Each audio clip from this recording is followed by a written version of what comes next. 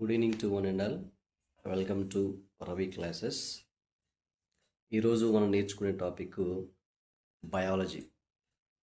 అంటే అసలు బయాలజీ అంటే ఏంటి, బయాలజీ అనే పదం ఎక్కడి నుండి వచ్చిందనే కాన్సెప్ట్ని ఈ వీడియో ద్వారా తెలియాలని ఆశపడుతున్నాను. బయాలజీ అనగా జీవశాస్త్రం. ఈ బయాలజీ అనే పదము గ్రీకు భాష నుండి ఉద్భవించింది. అనగా బయాలజీ, బయో అనగా జీవము, లోగోస్ అనగా శాస్త్రము. సో ఫైనల్గా బయాలజీ అనే పదము మనకి గ్రీక్ భాష నుండి ఉద్భవించింది. అసలు బయాలజీ అంటే ఏంటి? సో సింపుల్గా చెప్పాలంటే జీవుల గురించి అధ్యయనం చేసే శాస్త్రాన్నే బయాలజీ అంటారు. Thank you.